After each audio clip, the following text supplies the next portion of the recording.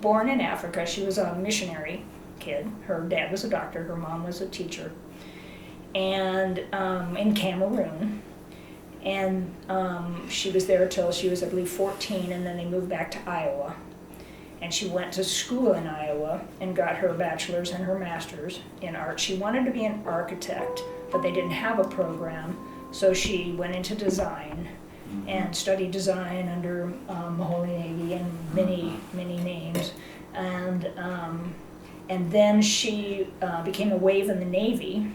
And when she was stationed in San Francisco, she took a ceramics class, and that was her first exposure to ceramics, and it just grasped her. Mm-hmm. And so then she came to MSU in '46 and took the job, basically starting the art department. Mm-hmm. And she worked with the Deweeses and Jesse Wilbur, and it was in the basement of Herrick Hall, and they just developed it and developed it and developed it into what it is today with the director of the art department, Josh Deweese.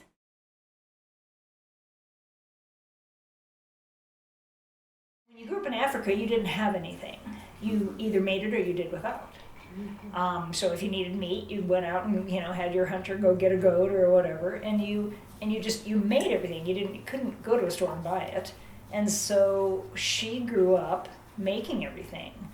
When they came back the final time on the ship, her father purposefully took really good wood to make the crates out of, so that when he got back to the States, he could repurpose it into, there's a table in this room and there's a little nightstand down here. And she always was like that. So she taught the students how to make your own clay, make your own glazes, make your own kiln. She made all her own clothes, her jewelry, to her purses, to her gloves, to her everything.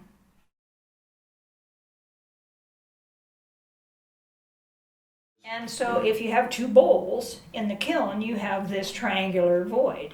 So she threw a piece and then closed the top of it and pinched it off as the head, and then she would turn it over, and where you would normally trim a foot on her bowl, she would carve out the feet, and then some of that leftover clay, she would roll it up for little balls for the eyes, and they're and glazed them. And some people call them quail, some people call them huns, partridges, different things, but it was to not waste any space. Any space. Wow.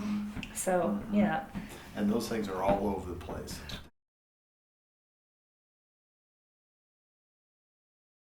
Well, I think that was one of the things about that, and Francis and Jesse were right at the heart of this, and my parents were too, of community here in Bozeman in particular, but throughout the state.